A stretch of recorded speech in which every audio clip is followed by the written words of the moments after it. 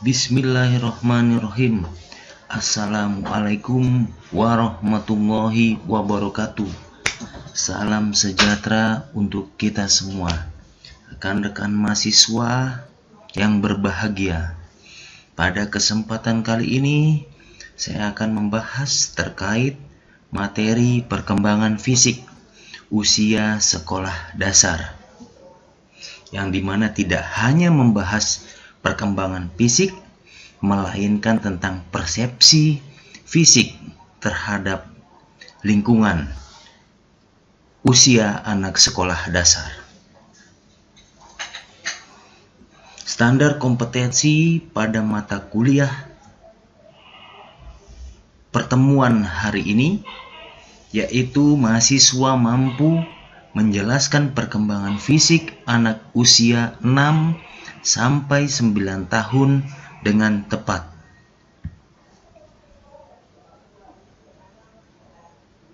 Kompetensi dasar.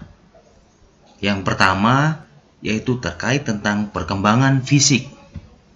Yang kedua terkait tentang perkembangan perseptual.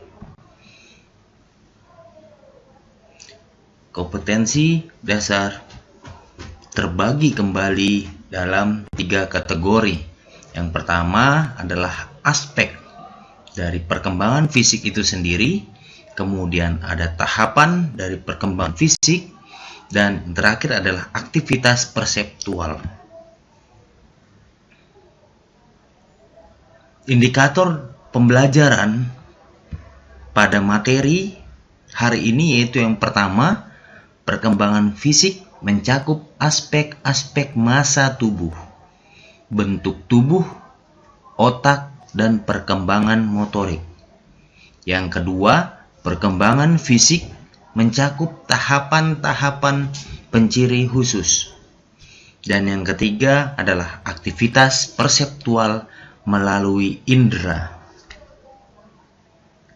Tujuan pembelajaran yaitu yang pertama, ketepatan dalam menjelaskan aspek perkembangan fisik, kesesuaian dalam menerangkan tahapan-tahapan perkembangan fisik,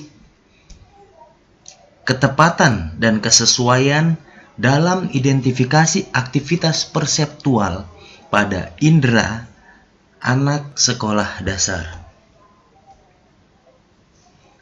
Poin daripada bahasan pada pertemuan kali ini yaitu yang pertama terkait tentang aspek-aspek perkembangan fisik, tahapan-tahapan perkembangan fisik, aktivitas perseptual, persepsi audio dan visual dari anak usia sekolah dasar, dan persepsi gerak atau kinestetik anak usia dasar usia 6 sampai 9 tahun. Poin pertama yaitu terkait aspek perkembangan fisik. Definisi konsep menurut Harlock, perkembangan fisik atau pertumbuhan biologi bagi anak usia sekolah dasar akan menimbulkan karakteristik, juga pola penyesuaian diri terhadap lingkungan. Sedangkan menurut Desmita, secara langsung seorang anak akan menentukan keterampilan dalam melakukan aktivitas bergerak, namun secara tidak langsung pula mempengaruhi cara pandang anak terhadap dirinya dan orang lain. Aspek perkembangan fisik itu terdiri dari 3. Ada aspek perkembangan fisik dari tinggi dan berat badan. Pada usia anak sekolah dasar, berat badan lebih menonjol dibandingkan tinggi badan dikarenakan kerangka tulang, sistem otot, dan organ lainnya meningkat pada kekuatan otot yang menurunkan kadar lemak semasa bayi. Yang kedua ada aspek proporsi dan bentuk tubuh seimbang. Seringkali perkembangan kepala lebih optimal dibanding tubuh seperti kaki. Jadi tipologi dari Seldom membagi 3 bentuk. Mendefinisikan ada 3, yaitu endomorfik, lemak lebih banyak daripada jaringan otot. Yang kedua ada mesomorfik, yaitu sebaliknya, jaringan otot lebih banyak daripada lemak. Sedangkan ektomorfik, yaitu tidak terdapat jaringan berlebih atau dikatakan kurus. Aspek yang ketiga yaitu adalah perkembangan otak. Usia 3 tahun itu sudah 2/3 daripada otak dewasa. Dan usia 5 tahun mencapai 90%. Poin kedua, tahapan perkembangan fisik. Tahapan dari setiap usia, sini bisa lihat dari usia 6 tahun sampai 9 tahun. Dan juga ada tambahan khusus sampai 12 tahun. Pada saat anak sekolah memasuki usia 6 tahun, pergantian gigi susu menjadi gigi permanen. Tinggi badan mengalami peningkatan 8 cm. Berat badan normal biasanya ada penambahan 2,3 kg. Sehingga anak mungkin jadi lebih sering mengeluhkan rasa sakit pada tubuhnya. Selanjutnya anak sekolah memasuki usia 7 tahun, mendapati beberapa anak terlihat kurus dan jangkung, bergerak aktif dan cepat lelah, sehingga butuh waktu tidur sebanyak 11 jam. Tinggi badan bertambah 5-7,5 cm, dan kecenderungan beberapa anak mengalami pertambahan berat badan yang sangat drastis. Kemudian anak sekolah memasuki usia 8 tahun, lebih rentan terhadap kecelakaan-kecelakaan kecil, misalnya terjatuh atau menabrak. Kenaikan berat badan 2-3 kilo dan tinggi badan meningkat 7,5 cm. Dan koordinasi perkembangan motoriknya mulai cakap dan apik, misalnya berlari sambil memantulkan bola. Setelah itu, anak sekolah memasuki usia 9 tahun. Tanda-tanda pubertas dan perkembangan emosional itu akan muncul, serta mampu menyelesaikan permainan fisik untuk meraih target dalam berkompetisi. Namun anak sekolah dasar dari usia 10 sampai dengan 12 tahun perlu adanya identifikasi dan penelitian lebih lanjut. Disebabkan adaptasi kebiasaan baru fokus pada tahapan perkembangan fisik. Yang pertama, di usia 6 tahun. Periode peralihan dari pertumbuhan cepat masa anak-anak awal ke suatu fase perkembangan yang lebih lambat. Ukuran tubuh anak relatif kecil perubahannya selama di sekolah dasar. Yang kedua, di usia 7 tahun. Tinggi dan berat badan anak laki-laki dan perempuan kurang lebih sama. Namun, anak perempuan relatif sedikit lebih pendek dan langsing dari anak laki-laki. Yang ketiga, usia 8 tahun. Umumnya, anak perempuan mengalami lonjakan pertumbuhan lebih tinggi, lebih berat, dan lebih kuat daripada anak laki-laki. Keempat, usia 9 tahun mencakup pertumbuhan biologis, misalnya pertumbuhan otak, otot, dan tulang. Dijelaskan pula pada usia 9 dan 10 tahun, baik laki-laki maupun perempuan, tinggi dan berat badannya bertambah 3,5 kg. Namun setelah usia remaja, yaitu 12 dan 13 tahun, anak perempuan berkembang lebih cepat daripada laki-laki menurut pendapat Sumantri dan kawan-kawan pada tahun 2005. Poin ketiga, aktivitas perseptual. Menurut pendapat ahli, yang pertama, aktivitas perseptual merupakan suatu proses psikis yang antara satu aspek dengan aspek lainnya saling berhubungan. Apabila aspek satu dengan yang lainnya memiliki hubungan yang baik, maka membantu anak dapat mengelola informasi dengan baik pula. Begitu pula sebaiknya. Pendapat Wahab tahun 1999. Pendapat ahli yang kedua, aktivitas perseptual adalah proses pencapaian keterampilan dan kemampuan fungsional menggunakan input sensori, integrasi sensori, interpretasi motorik, dan aktivitas gerak, serta umpan balik atau feedback yang diberikan. Menurut Gallagher tahun 2002.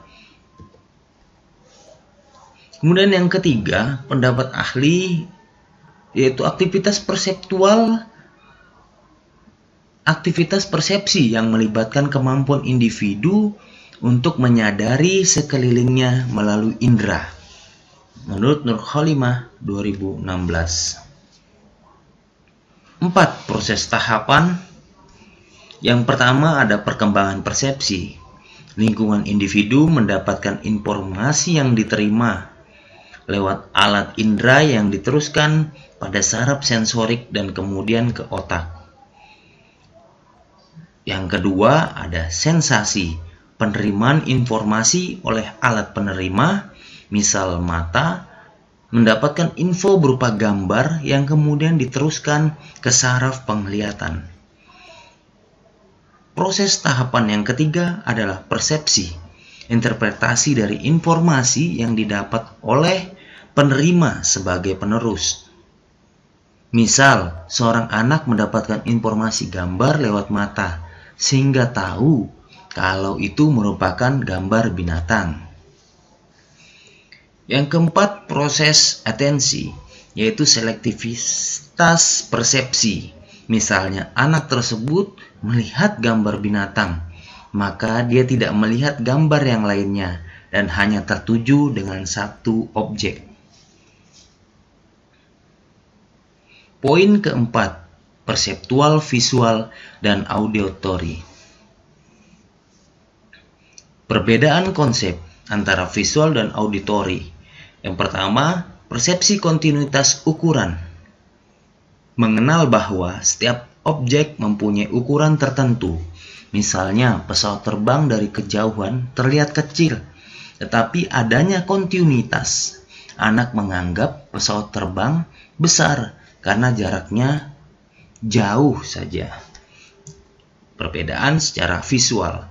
Sedangkan secara auditory, konsepnya adalah persepsi lokasi pendengaran, mengetahui tempat datangnya suara.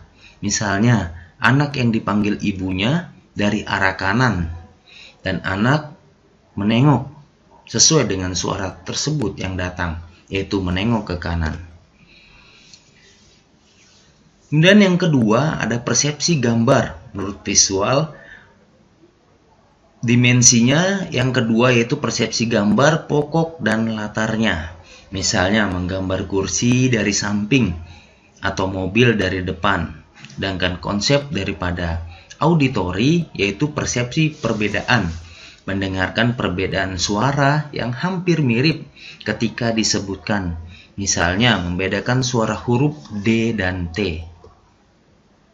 Visual dan auditory. Yang ketiga, dimensi visual yaitu persepsi keseluruhan dan bagian, membedakan objek sebagian atau keseluruhan. Sedangkan konsep daripada auditory yaitu persepsi pendengaran dan latarnya, kefokusan pendengaran pada satu suara. Misalnya ulangan tengah semester, tidak peduli suara kendaraan dan orang lewat yang berada di sekitar. Visual yang keempat, dimensinya yaitu persepsi ke dalam, mengukur jarak objek dengan posisi tubuh yang membutuhkan ketajaman mata. Dimensi yang kelima visual, yaitu orientasi titikan ruang. Misalnya, seorang supir bus memutar balik dan memperkirakan jalan. Poin kelima yaitu persepsi gerakan atau kinestetik. Persepsi ini merupakan kemampuan untuk memperkirakan dan mengikuti gerakan suatu objek dari vertikal, horizontal maupun diagonal. Misalnya, seorang anak bisa mengikuti gerakan seorang guru yang sedang mengajari gerakan senam. Sinilah arti daripada visual, auditori, dan kinestetik. Adapun anak usia sekolah dasar mampu mengikuti pelaksanaan pembelajaran dengan gaya belajar masing-masing. Ada yang visual dengan penglihatan, ada yang auditori dengan pendengaran, dan ada yang kinestetik atau ada campuran daripada audio dan visual.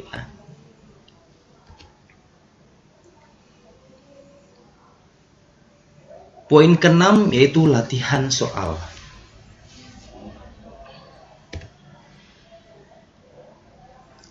Silahkan dikerjakan pada kolom komentar di bawah ini.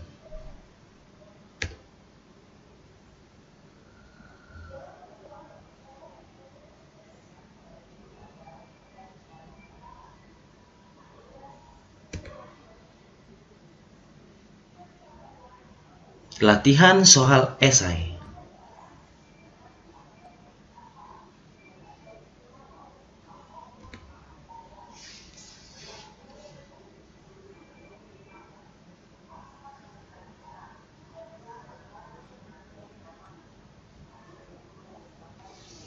Baik, kepada rekan-rekan mahasiswa, sekian dan terima kasih atas perhatiannya pada pertemuan kali ini. Semoga bermanfaat untuk kita semua. Saya perlu tekankan dan ingatkan kembali pelajar daripada konsep teaching by learning, yaitu apa yang kita lihat dan kita dengar akan lupa. Apa yang kita diskusikan bersama teman, kita akan mengingatnya, namun sedikit. Akan tetapi, apabila kita mengkomunikasikannya atau mengajarkan ke orang lain, kita akan menguasainya. Sekian dari saya ucapkan terima kasih. Sampai bertemu kembali di materi-materi berikutnya. Assalamualaikum warahmatullahi wabarakatuh. Salam sehat.